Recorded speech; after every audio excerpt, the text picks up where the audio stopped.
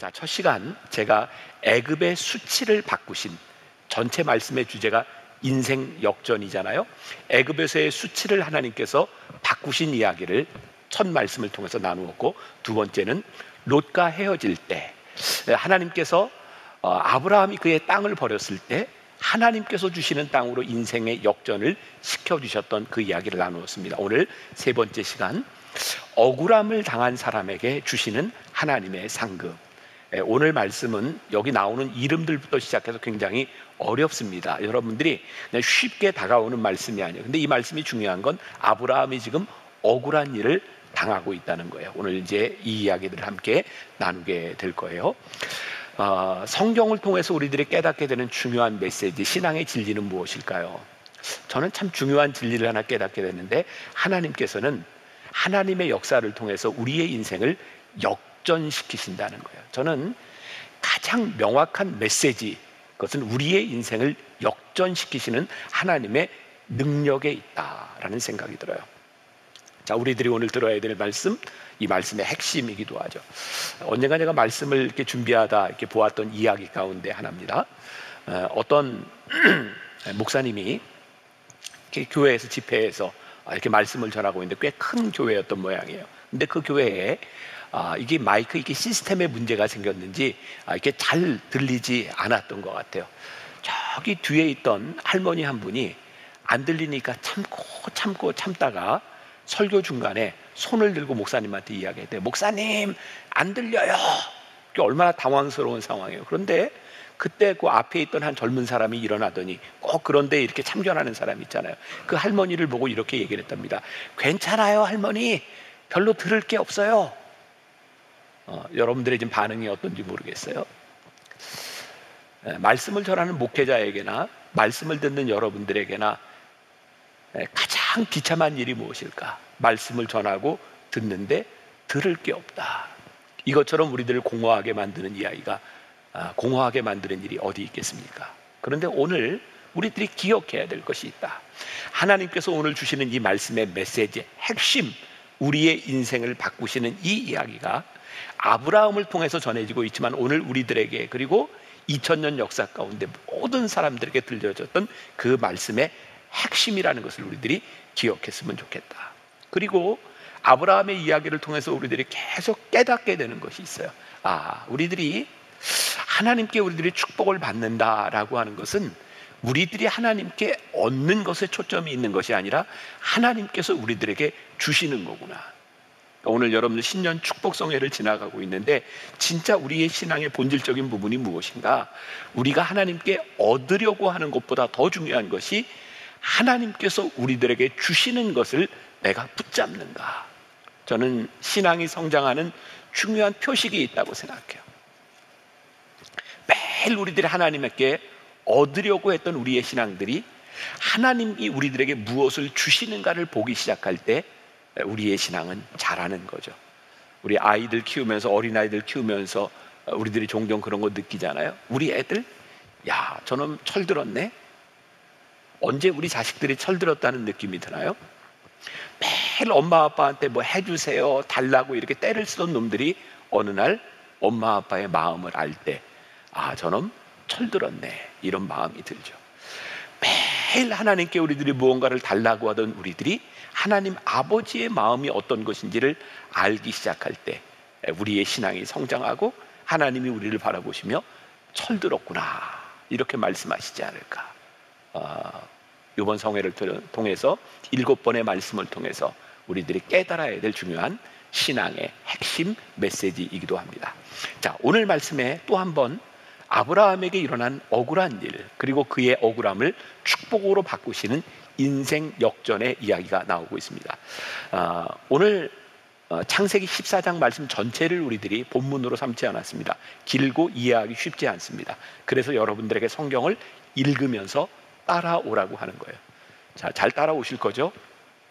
네, 그렇게 믿고, 자, 이 말씀이 14장이 이렇게 당시에 이런 말로 시작을 하고 있어요. 영어로 하면 at this time이라고 되어 있습니다.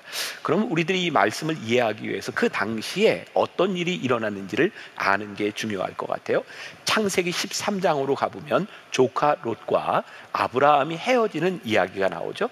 이제 소돔과 고모라로 조카 롯이 갔고, 그런데 거기에 전쟁이 일어납니다. 조카 롯이 있는 곳 소돔과 고모라가 전쟁에서 패함으로 인하여 롯이 포로로 잡혀갑니다.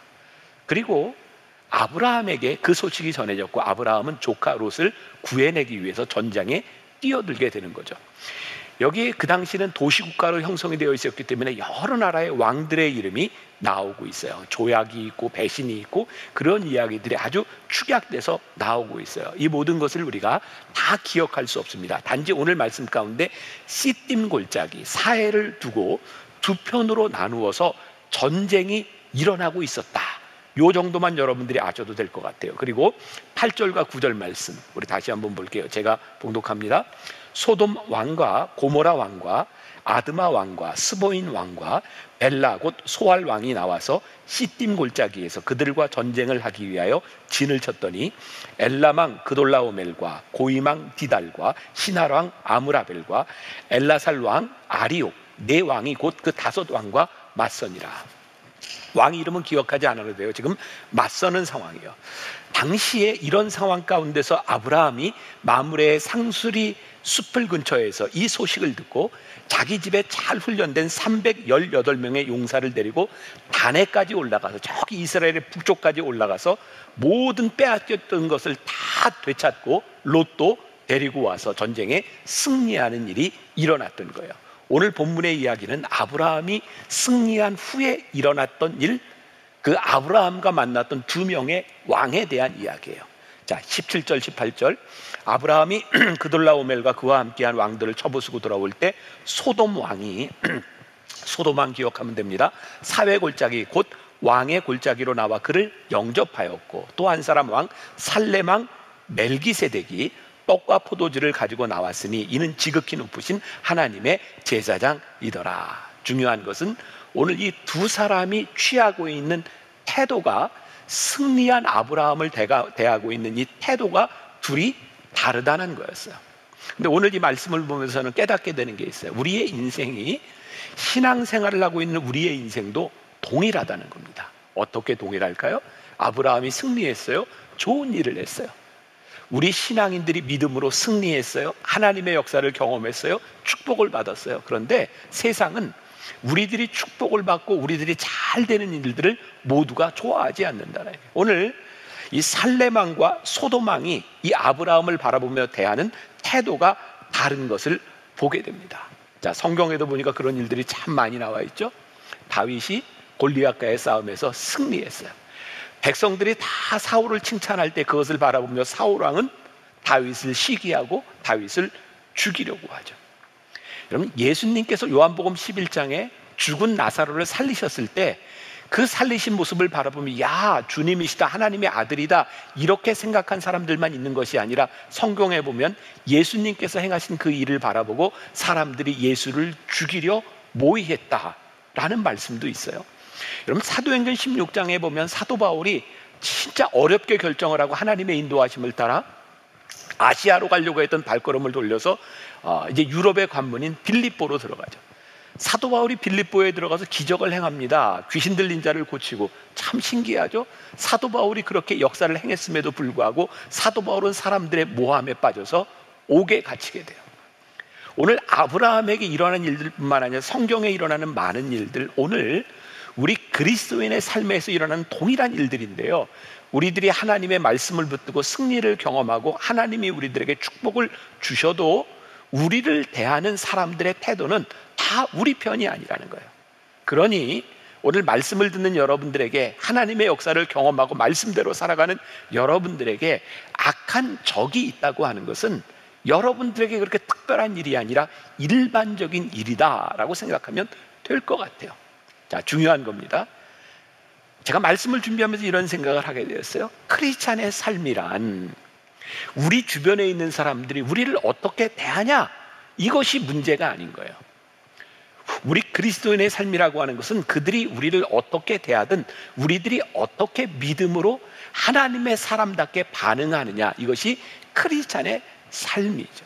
오늘 아브라함은 자기를 대적하고 자기를 모함하는 이 소돔 왕에 대해서 그가 어떤 믿음의 행위를 보이는가, 이것을 우리들이 보아야 될 필요가 있어요. 하나님의 사람, 우리가 흔히 이렇게 얘기하죠. 성령의 사람. 이 하나님의 사람으로 우리들이 살아간다는 것은 어떤 일일까요? 아마 여기 이제 미국 이민자들 가운데 오래된 분들은 기억하시는 분이 있을 것 같아요. 제가 미국 유학을 93년도에 시작했으니까 거의 이제 30년 가까이 돼가는 것 같아요. 제가 98년까지 미국에 있었는데 97년인가 8년 무렵에 제가 버지니아에 있는 어떤 교회, 작은 교회 이렇게 집회를 가게 되었어요. 근데 그 작은 교회 전도사님이 저에게 이렇게 묻더라고요. 목사님, 이 교회가 얼마나 유명한 교회인지 아십니까? 근데 제가 아무리 생각해봐도 이 교회가 별로 유명할 것 같지 않은 교회예요. 그래서 제가 아무 대답을 안 하고 있었더니 그분이 저에게 이렇게 얘기를 하더라고요. 목사님, 이 교회 목사님이 장로님을 권총으로 쏴서 죽였던 그 교회입니다. 30년 전 한번 생각해 보세요. 미국에도 방송으로 이렇게 뉴스에도 나왔던 이야기로 알고 있습니다. 한국의 한인교회 목사님이 장로님을 권총으로 쏴서 죽였던 그 교회라는 거예요. 여러분들은 이 이야기를 들으면 어떤 생각이 드세요? 여러분 마음에 상처받지 말고 일단 들어보세요. 저는 목사니까 가제는 개편이라고 목사님이 장로님을 권총으로 쏴서 죽였다라고 얘기를 듣는 순간 어떤 생각이 드냐면, 얼마나 장로님이 목사님을 못살게 굴었으면 권총으로 쏴 죽였을까? 너무 마음에 상처받지 말고 들으세요. 저에게 그런 생각이 들었었어요. 그 마음이 얼마나 힘들었을까, 이렇게 이해가 되는데, 중요한 것은 힘들었을 것이라고 하는 이해는 되지만 용납이 되지는 않는 거예요. 어떻게 목사님이 힘들다고 장로님을 권총으로 쏴서 죽일 수 있습니까? 우리의 마음에 분노가 일어나고 권총을 뽑아드는 것은 이 세상 누구나 분노한 사람들이 할 수 있는 일입니다. 그러나 하나님의 사람, 성령의 사람, 목회자가 그렇게 하면 안 되는 것이죠. 분노가 치밀어올 때, 참을 수 없을 때 권총을 빼드는 것이 아니라 그 상황 가운데서 무릎을 꿇어야 우리는 하나님의 사람이구나 라고 말할 수 있지 않겠습니까? 지금 이 상황이 어떠한 것에 대한 문제가 아니라 우리들이 어떻게 믿음으로 반응하냐에 대한 부분이죠. 벌써 10여 년 전에 돌아가신 한신교회를 담임하셨던 이중표 목사님을 기억하시는 분이 있는지 모르겠어요. 정말 한 시대에 좋은 목회를 했던 분이죠. 이중표 목사님은 저희 아버님 연배 분이셨기 때문에 저를 때로 이렇게 아들처럼 이렇게 잘 대해주셨던 목사님이에요. 그 목사님이 한 번은 이런 이야기를 하셨어요. 처음 이렇게 목사 안수 받고 목회를 나갔는데 제 교회가 잘 부흥하고 있었는데 한 교인이 정말 목사님을 힘들게 하더라는 거예요. 젊은 이 목사님이 목회하기에는 너무 힘들어서 하나님께 기도했대. 하나님, 어떻게 하면 좋냐고. 그래서 이 목사님이 이렇게 기도를 했대. 하나님, 저 교인 좀 이렇게 다른 교회로 좀 가도록 좀 해주시면 안 되겠습니까? 그때 하나님께서 마음에 이런 음성을 주시더래요. 이 목사, 저런 교인은 다른 교회에서도 안 받는다 그러시더래요. 그래서 이 목사님이 무서운 기도를 했대. 하나님, 그러면 조금 하늘나라로 일찍 데려가시면 안 되겠습니까? 그때 성령님께서 마음의 음성을 주시기를, 아직 올 때가 안 됐다. 목사님이 이렇게, 하나님, 그럼 어떻게 해요? 너무 힘든데. 그때 성령님께서 이 목사님에게 주신 음성이 뭐였냐면, 내가 죽으면 된다. 이 말 한마디가 이중표 목사님의 트레이드 마크처럼 된 별세의 목회를 시작하게 된 이유였어요. 이 힘든 상황 가운데서 문제를 해결할 수 있는 것은 저 사람이 다른 데로 가거나 저 사람이 하늘나라로 가는 데 있는 것이 아니라 내가 죽으면 된다. 그게 별세의 목회였어요. 우리들은 다 다른 상황 가운데서 다른 사람들을 만나고 살아가죠. 어떤 사람은 정말 힘든 사람을 만나기도 하고 어떤 사람은 좋은 사람을 만나기도 하고, 우리들이 평생을 살아가면서 별별 것들의 상황들을 다 맞이하게 됩니다. 근데 이 모든 상황 가운데서 진짜 중요한 건 뭐냐면, 내가 믿음의 사람으로서, 신앙의 사람으로서, 하나님의 사람으로서 내가 어떻게 신앙적인 반응을 보이나에 대한 문제죠. 제 이야기를 조금 해볼게요. 제가 만나교회 담임이 됐을 때 제 나이가 30대 후반이었습니다. 그 당시에도 만나교회는 꽤 규모가 있는 교회였어요. 제가 30대 후반에 담임 목사가 됐을 때 장로님들이 48분 있었습니다. 여러분 한번 상상을 해보세요. 30대 후반에 48분의 장로님, 그리고 그 장로님들 중에 대부분이 60을 넘은 분들이었어요. 목회가 그렇게 녹록지 않았어요. 쉽지 않았어요. 장로님들과 어떤 회의를 하고 무언가를 결정하는 것이 그렇게 쉽지 않았어요. 제가 내일 혹시 이제 말씀을 전할 때 이제 제 이야기를 좀 할 기회가 있겠지만, 이런저런 사정으로 인해서 목회를 하다가 제가 굉장히 몸이 힘들고 설교도 못할 상황들, 어려운 상황들에 처했던 적이 있어요. 그렇게 이렇게 목회를 쭉 하고 지나오는 중에 어느 날 제가 창립기념일 주일 설교를 할 때였어요. 그 당시에는 여기 장로님들이 주일 예배 때 되면 앞에 이렇게 앞자리에 이렇게 앉아 있을 때였는데, 장로님들을 이렇게 보는데 그런 생각이 들어서, 저는 또 성격이 굉장히 솔직한 사람이라 이렇게 이야기를 이제 바로바로 하는데, 설교 시간에 장로님들한테 그런 이야기를 했어요. 장로님, 제가 왜 이렇게 목회하면서 많이 아팠는 줄 아세요? 그리고 제가 생각하기에 한 80%는 장로님들 때문에 아팠던 것 같아요. 여러분 생각해 보세요. 그 순간 그 예배 시간에, 설교 시간의 분위기가 얼마나 쏴했겠는가. 근데 제가 하고 싶었던 이야기는 장로님들 때문에 아팠습니다 라고 하는 것이 아니라, 그 말씀을 준비하는 중에 하나님 저에게 깨닫게 하신 거였어요. 너는 장로님들 때문에 힘들고 아프다고 생각했는데, 저 연세 많은 장로님들이 내가 목회하는 것을 따라오고 참아주는데 얼마나 힘들었을 것 같니? 그러니까 저희 교회는 제가 힘들다고 생각했지만 한 번도 장로님들이 저에게 대적을 하거나 악한 말을 하거나 그런 것들이 없었어요. 단지 제가 목회를 하면서 힘들게 느꼈던 거죠.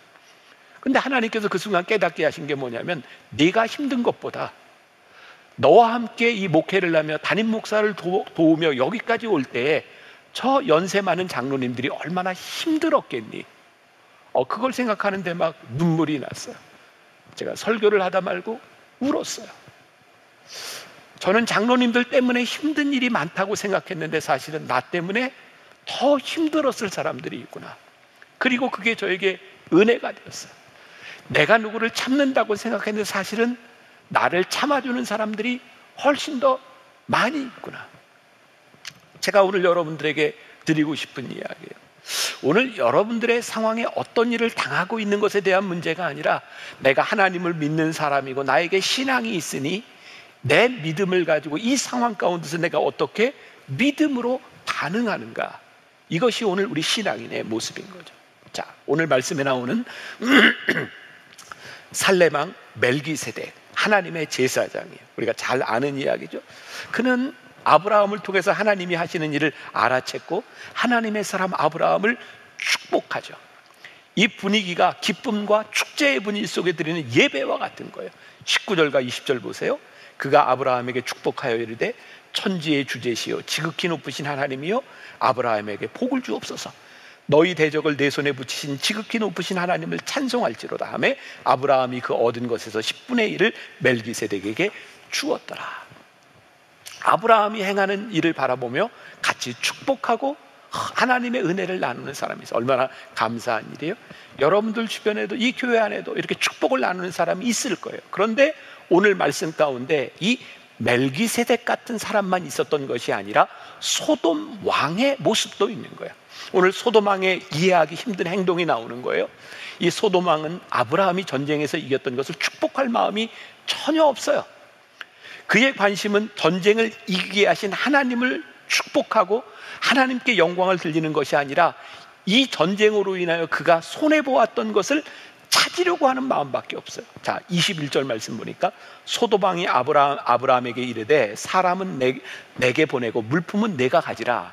이게 지금 어떤 말이냐면, 소돔과 고모라가 전쟁의 짐으로 인해서 사람들이 막 포로로 잡아가지고 사람들을 다 잡아갔는데 아브라함에게 뭐라고 이야기하냐면 네 물품은 네가 가지고 이 사람들은 나에게 돌려줘 라고 하는 것이, 그래 네 건 네가 챙겨, 뭐 이런 의미로 들렸던 거예요.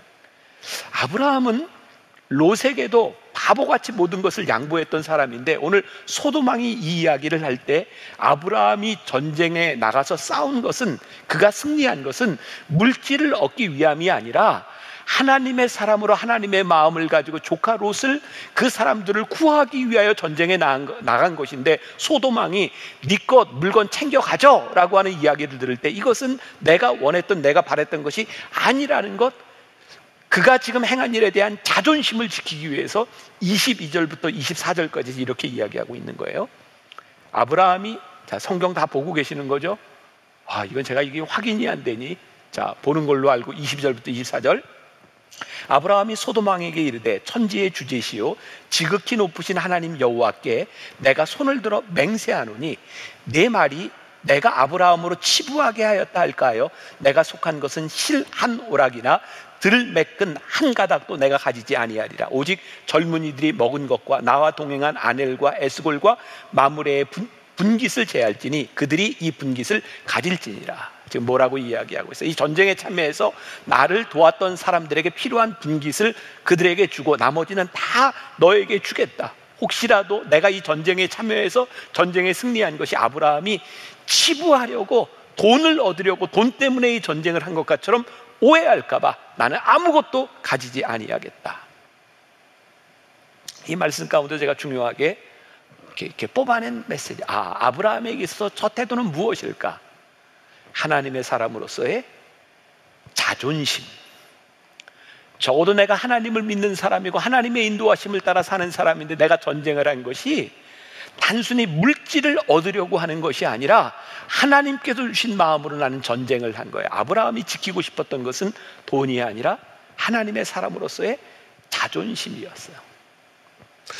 오늘 이 집회 가운데 제가 첫날 시작하면서 여러분들의 그렇게 이야기를 했죠.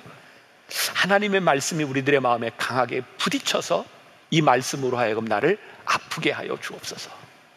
오늘 여러분들에게 묻고 싶은 거예요. 여러분들에게 이 자존심이 있는가? 하나님의 사람으로서 내 믿음을 지키고 하나님의 사람으로서의 자존심을 지키려는 그 믿음이 우리들에게 있는가? 아니면 물질 앞에 우리는 자존심을 내팽개치는 사람인가?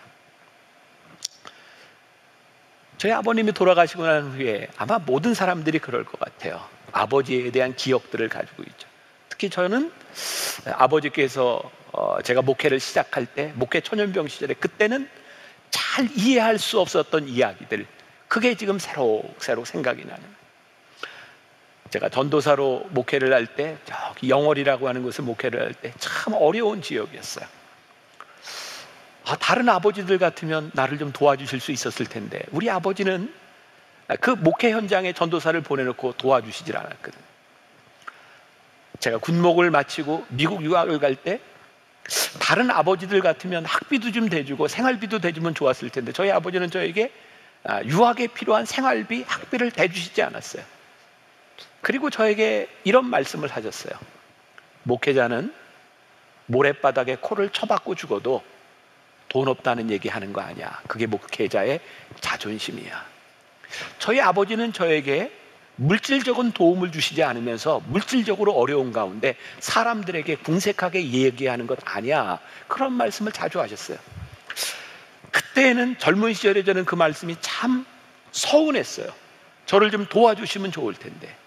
그런데 그때 그 시간들을 지나가며 제가 깨닫게 된 것이 뭐냐면 뭐 그렇게 뭐 절대적으로 빈곤한 건 아니었지만 그래도 어려운, 경제적으로 어려운 가운데서 내가 자존심을 지킨다고 하는 것이 얼마나 귀한 일이었는가. 목회자의 자세, 사람들에게 궁핍한 이야기를 하지 않고 목회자로서의 자존심을 지키는 것이 나에게 얼마나 복된 일이었는가. 그리고 깨닫게 되는 게 있어요. 저도 자식을 키우면서 우리 아이가 미국 유학을 가고 미국에서 이렇게 MDB 가정을 하고 신학을 공부할 때 아들에게 제가 그렇게 얘기를 했거든요. 아들아, 할아버지도 아빠가 유학할 때 생활비를 도와주시지 않았어. 너도 이제 자립이야. 그 아들이 제가 하는 이야기를 듣고 굉장히 두려워하던 모습이 지금도 생생해요. 근데 제 마음 가운데는 늘 그런 생각이 있어요. 아들아, 네가 진짜 어렵고 진짜 힘들면 아버지가 너를 도와주지 않겠니? 그런데 아버지가 바라는 것은 네가 이 상황 가운데서 돈을 의지 않고 살아가는 법을 배웠으면 좋겠어. 그리고 또 하나 깨닫게 된 게 있어요. 제가 아버지가 돼서 아들이 공부하는 그 시간들을 지나면서 아들에게 도움을 주지 않는 것이 이렇게 힘든 일이구나. 제가 도와줄 수 있는 능력이 있음에도 불구하고 도와주지 않는 것이 힘든 일이구나. 그때 저는 아버지의 마음을 깨달아 알게 되었어요. 아버지가 이런 마음이었구나.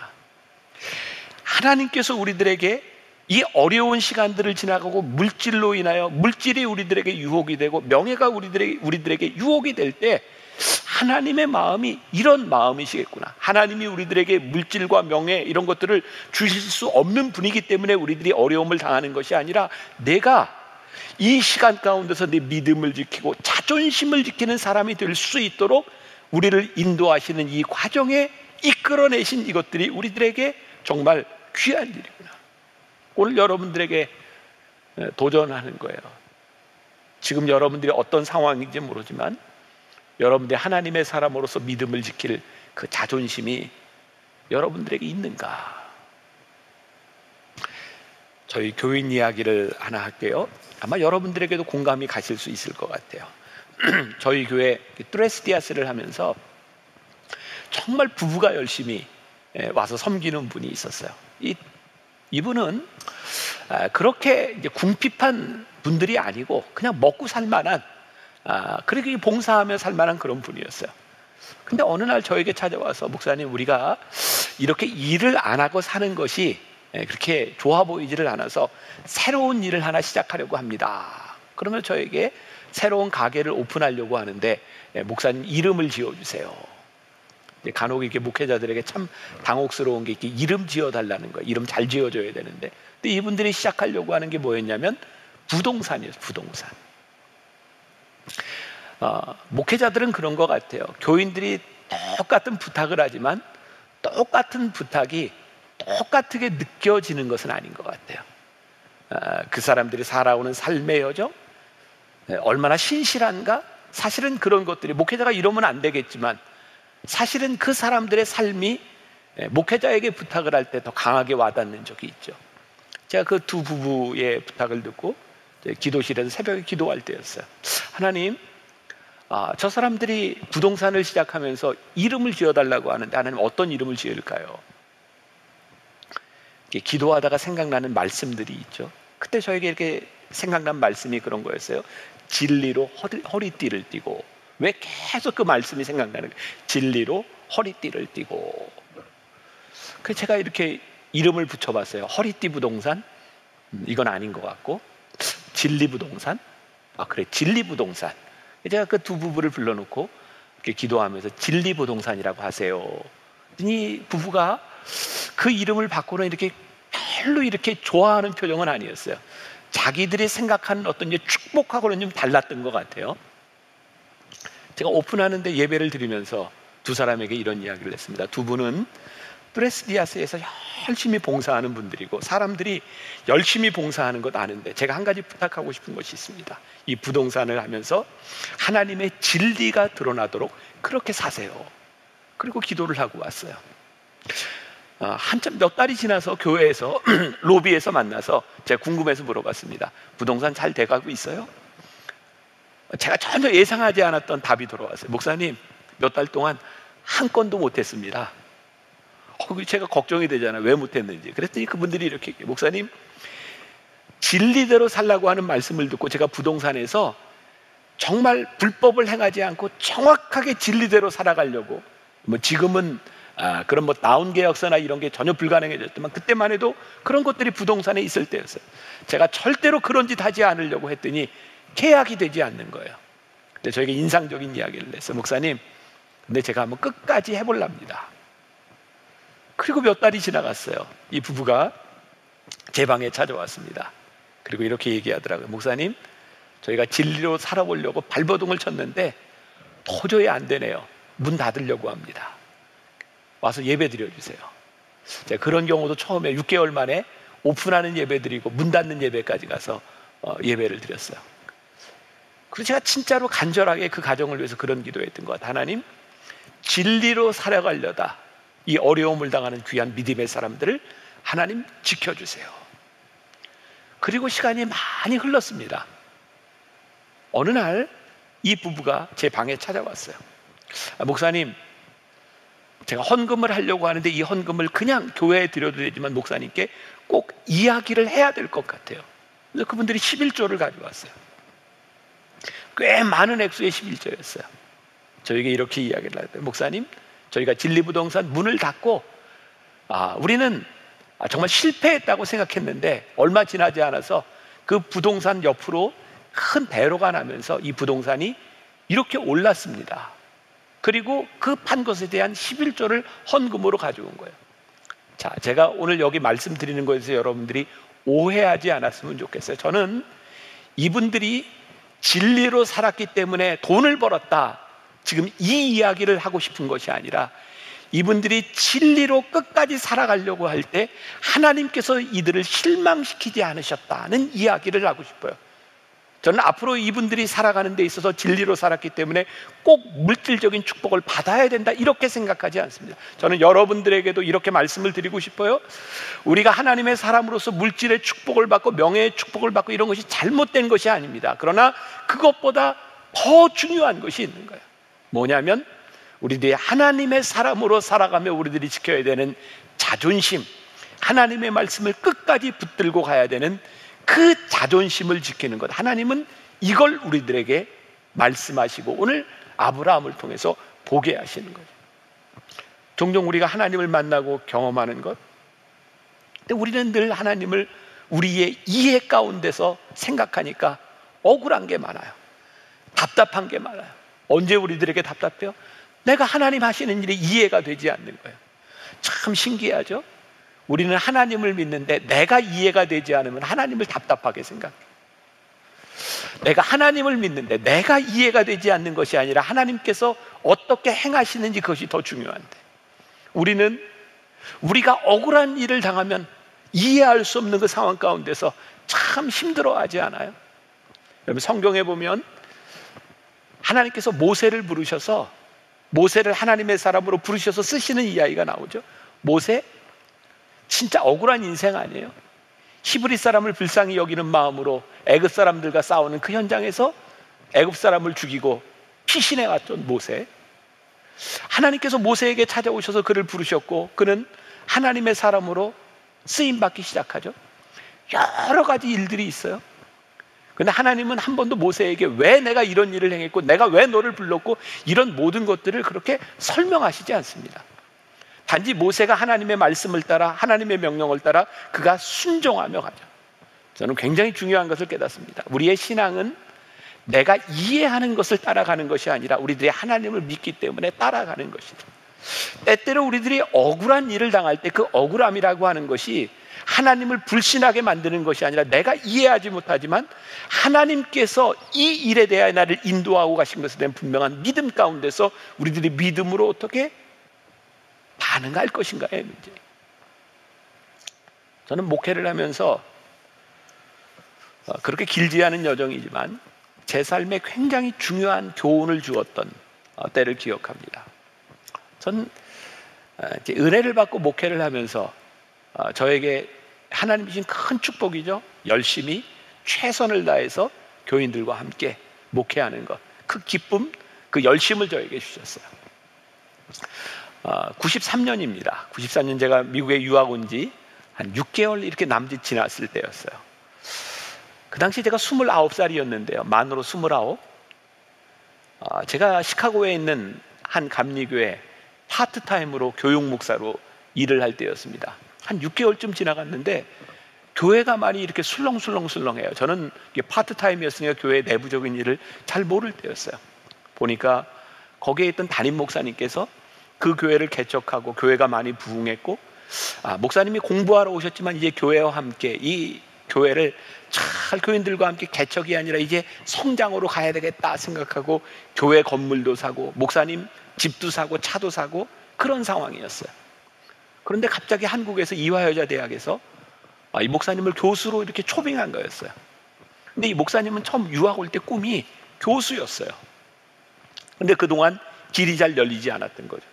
그러니까 저는 이 목사님이 교수로 가는 것에 대해서 이분은 그 소명을 가지고 오셨으니까 큰 문제가 없다고 생각해요. 그런데 문제는 교인들이 술렁이기 시작한 거예요. 이렇게 교회 건물을 사고 이렇게 빚이 많은 상황 가운데서 이 교회를 어떻게 하나. 그러다가 어느 날 교회 대표들이 저에게 찾아왔습니다. 저에게 이야기하기를, 목사님, 우리 교회 담임이 되어주세요.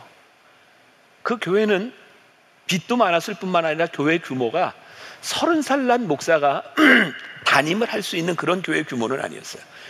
그리고 저도 미국에 온 이유가 공부하고 한국에 가서 목회를 하고 싶었기 때문에 저는 정말 이런 지하에 거절했어요. 아니요, 저는 여기에 관심이 없습니다. 저는 공부 마치고 바로 한국으로 돌아갈 사람입니다. 그런데 어느 날 밤에 그 교회 대표 장로님 한 분이 제가 공부하는 기숙사로 찾아오셨어요. 그리고 저에게 이런 얘기를 하더라고요. 목사님이 지금 이때에, 지금 이 교회에 있는 것이 이때를 위함인지 어찌합니까? 혹시 어디서 많이 듣던 이야기 아니에요? 이때를 위함인지 어찌합니까? 에스더의 이야기잖아요. 내가 왕후가 됨이 이때를 위함인지 어찌하느냐. 근데 이 목사는요, 쉽게 거절했는데 성경 말씀을 가지고 평신도가 들이미니까 그렇게 쉽게 거절을 못 하겠더라고요. 그래서 제가 기도해 보겠습니다 그랬어요.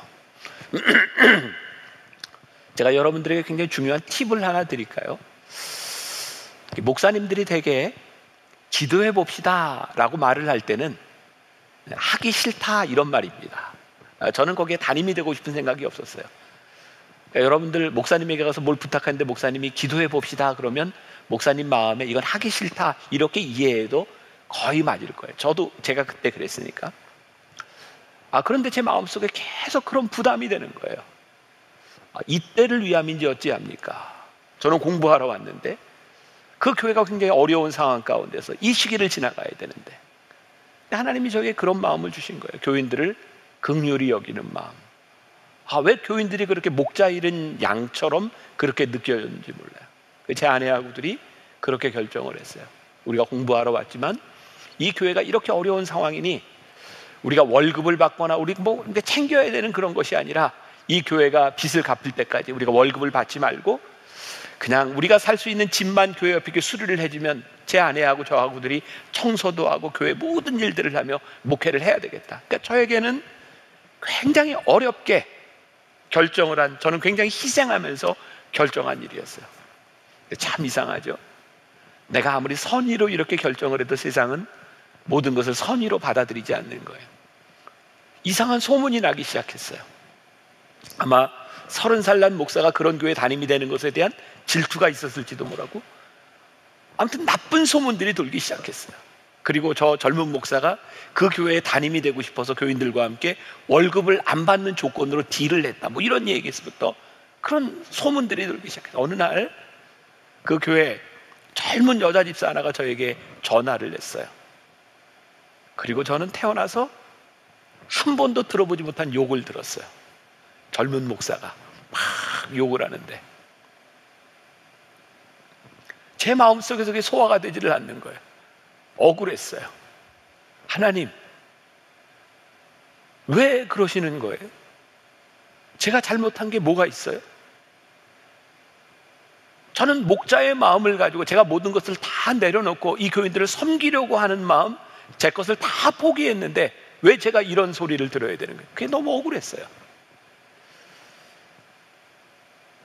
제가 있던 기숙사에서부터 교회까지 한 40분 정도 이렇게 차를 타고 가는 거리였어요. 금요일 저녁이었던 것 같은데 제가 차를 타고 이렇게 운전을 하고 가는데, 우리가 평소에 이렇게 말씀을 읽고 우리들이 찬양을 하는 건 이런 때 참 도움이 되는 것 같아요. 제 속에 나오는 찬양이 하나 있었어요. 아는 분이 있을지 모르겠어요. 마음이 어둡고 괴로울 때 주님, 예수님을 나 생각해요. 머리 둘 곳조차 없으시던 혼자 기도하시던 주님 생각해요. 이 가사였어요. 머리 둘 곳 없으시던 주님. 예수님도 이 땅 위에 계실 때 머리 둘 곳이 없으셨구나. 만일 예수님이 나는 이런 대우를 받는 게 너무 억울해, 나 십자가를 못 져 라고 이야기했다면 하나님의 뜻이 이루어질 수 있었을까? 그때 저에게 들었던 마음이 예수님도 머리 둘 곳이 없으셨구나. 그때 저에게 찾아왔던, 지금 생각해도 가장 귀한 마음이었어요. 내가 이 교인들에게 내가 이 억울함을 풀거나 내가 이런 사람이 아니라고 하는 것을 증명할 필요가 있는 것이 아니라, 주님도 이런 일을 당하셨으니 나도 이런 일을 당하는 것이 내 인생에 마땅한 일이구나.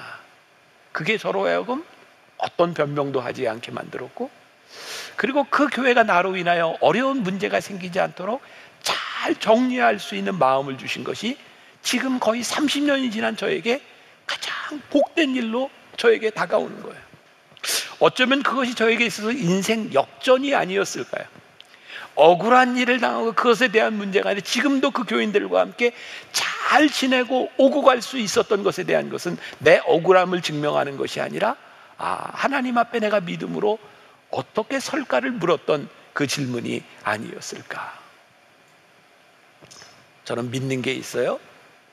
하나님이 저를 부르시고 저를 목회자로 세워주신 그 이후에 하나님은 늘 내 삶의 베스트다. 하나님은 내 삶의 최선이시다. 지금 나에게 어떤 일이 일어나고 있느냐, 그것이 중요한 것이 아니라 하나님은 내 삶의 베스트야. 내가 지금 믿음으로 무엇을 반응할 것이냐, 그것은 하나님을 믿는 믿음에서 시작되는. 아브라함에게 인생 역전이 시작됐어요. 오늘 본문 말씀 마지막 창세기 15장 1절 성경을 보세요. 이유가 언제일까요? 아브라함이 억울한 일을 당한 후에, 그리고 그 억울한 일 가운데서 모든 것을 다 내어지고 난 후에 여호와의 말씀이 환상 중에 아브라함에게 임하여 이르되, 아브라함아 두려워하지 말라. 나는 내 방패요 너의 지극히 큰 상급이니라. 억울하고 아픈 마음을 가지고 있는 아브라함에게 하나님이 엄청난 약속을 하세요. 그게 뭐예요? 하나님께서 아브라함의 방패가 되어주신다. 이게 무슨 얘기가? 나는 내 편이 될 거야. 다른 하나는 하나님께서 아브라함의 큰 상급이 될 거야.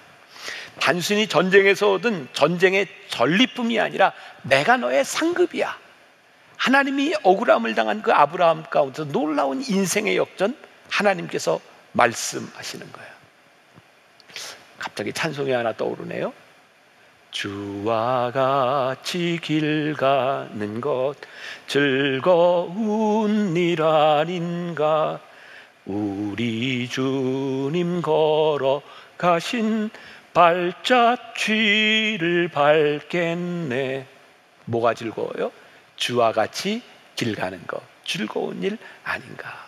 하나님의 상급은 원수로 인하여 마음 상하는 것이 아니라 온전히 하나님께 맡긴 그의 믿음의 행위에 하나님이 함께 하시고 그의 큰 상급이 되어주시겠다. 오늘 여러분들에게 중요한 또 교훈이 될 것 같아요. 아브라함에게 있어서 그 분노하는 마음으로 자기를 이렇게 억울하게 했던 사람들에게 복수하려고 했다면 아브라함에게 이런 인생 역전이 일어날 수 있을까요? 아브라함이 모든 것을 다 주었던 것, 제가 오늘 여러분들에게 권면하고 싶은 것이, 여러분들의 마음을 분노하게 하는 이 일들로 인하여 여러분들의 마음이 장애가 되지 않았으면 좋겠다. 하나님과 우리들 사이에 가로막는 큰 장애물, 용서하지 못하는 마음들, 이것에서부터 벗어날 수 있으면 좋겠다. 용서를 가로막는 장애물들이 있어요. 잘 기억하세요. 하나는 용서와 용납을 혼동하는 거죠. 용서는 다른 사람이 저지른 잘못을 무조건 용납한다, 그게 아닙니다. 여러분, 우리가 어떻게 다 용납해 줄 수 있겠습니까? 죄 지은 것을 어떻게 용납해 줄 수 있겠습니까? 그러나 용서는 하나님께서 나를 용서해 주셨기 때문에 내가 용서하는 거예요. 그 사람들의 모든 잘못들이 다 용납되는 게 아니에요. 내가 용서하는 거예요. 용서는 하나님께서 나에게 베풀어 주신 은혜에 대한 고백이죠. 또 기억해야 될 것이 있어요. 용서는 상대방과 화해하는 것하고는 조금 다른 차원의 문제입니다. 로마서 12장 18절에 이런 말씀이 있죠. 할 수 있거든 너희로서는 모든 사람과 더불어 화목하라. 할 수 있거든. 여러분, 우리가 최선을 다하지만 화목되지 않는 경우들이 참 많습니다. 근데 중요한 건 뭐예요? 너희가 할 수 있거든 너희는 용서해. 너희가 화해까지 이르지 못할 수도 있어. 할 수만 있거든 화해해야 되지만 너희들에게 진짜 중요한 건 그냥 용서야. 용서하는 것과 세 번째, 우리들이 잊어버린다. 이것은 또 다른 거예요. 용서는 잊어버리는 게 아니에요. 여러분, 우리가 용서한다고 하지만 우리들 속에서 일어나는 기억들, 우리들의 생각들을 어떻게 다 제거할 수 있을까요? 이사야 43장 25절에 이런 말씀이 있어요. 내 죄를 기억하지 아니하자. 하나님께서 다 잊어버리셨기 때문에 하는 이야기인가요? 아니요. 하나님이 의지적으로 기억하지 않겠다, 너를 용서하겠다고 하는 말씀이죠. 용서는 잊어버리거나 단순히 봐주고 넘어가는 그런 차원에 대한 문제가 아니라 내가 상대방에 대해서 어쩔 수 없는 이 마음들, 하나님과 우리들 사이를 가로막고 있는 이 마음들 가운데서 내가 마땅히 가져야 될 권리를 포기하고 증오 대신 하나님의 방법으로 살아가겠습니다라고 하는 믿음의 결단이기도 해요. 제가 지난해 일본에 동경에 있는 저희 이제 만나 교회 가서 한 성도를 만나서 이야기하게 됐어요. 그 교회 권사님 부인인데 시집을 오고 나서 진짜 힘들었던 게 시누이 때문에 많이 힘들었대. 시누이가 잘 되는 이 권사님의 가정을 얼마나 질투하고 시기하는지, 여러분 미묘한 이런 감정들이 얼마나 힘들었는지. 근데 어느 날 하나님께서 이 권사님의 마음 가운데 믿음이 무엇인지를 깨닫게 하시고 용서가 무엇인지를 깨닫게 하시고, 그때 권사님이 저에게 이런 고백을 했어요. 목사님, 그때부터 제가 시누이를 위해서 기도하기 시작했는데 이런 기도를 하기 시작했습니다. 하나님, 저 시누이가 저를 질투하지 않도록 저보다 잘 되게 해주세요. 그때 주셨던 하나님의 마음, 하나님, 저를 질투하고 저를 시기하는 것 때문에 미워하는 마음이 아니라 하나님, 저보다 잘 돼서 저를 시기하지 않게 해주세요. 저는 굉장히 중요한 하나님의 마음이라는 생각이 들어서, 혹시 여러분들을 시기하고 질투하고 여러분들이 잘 되는 것에 대하여 미워하는 마음들을 가지고 있는 사람이 있다면 하나님, 그들을 축복해 주세요. 우리들에게 주시는 그 마음들이 우리들에게 얼마나 큰 축복이 될까요? 아브라함에게 찾아온 것이 뭐예요? 큰 상급이었어요. 오늘 창세기 15장 2절부터 아브라함이 받을 상급에 대해 나와 있고요, 5절과 6절, 13절, 14절 그 상급에 대한 이야기가 나오고 있는데, 자, 성경을 펴세요. 15장 5절, 6절 보겠습니다. 그를 끌고 밖으로 나가, 그가 누구냐면 아브라함이죠. 이르시되 하늘을 우러러 뭇별을 셀 수 있나 보라. 또 그에게 이르시되 내 자손이 이와 같으리라. 아브라함이 여호와를 믿으니 여호와께서 이를 그의 의로 여기시고. 13절 14절, 여호와께서 아브라함에게 이르시되 너는 반드시 알라. 내 자손이 이방에서 객이되고 그들을 섬기겠고 그들은 400년 동안 내 자손을 괴롭히리니 그들이 섬기는 나라를 내가 징벌할지며 그 후에 내 자손이 큰 재물을 이끌고 나오리라. 말씀을 읽을 때 우리들이 상상의 나래를 펴고 상상을 가지고 말씀을 보세요. 왜 하나님께서 아브라함을 이끌고 밖으로 나가셨을까요? 저에겐 이런 생각이 들었어요. 하나님께서 아브라함에게 보여주고 싶은 큰 상급은 밖으로 나가서 그가 생각하고 그가 보았던 것, 그 상상 이상의 것을 하나님께서 보여주시기를 원하셨구나. 아브라함아, 저 별을 봐? 네가 저 별을 셀 수 있겠니? 지금 이 집안에서는 볼 수 없는 그 상상 이상의 것을 하나님께서 아브라함에 보여주시며 내가 이 별을 셀 수 있겠느냐고 물어보세요.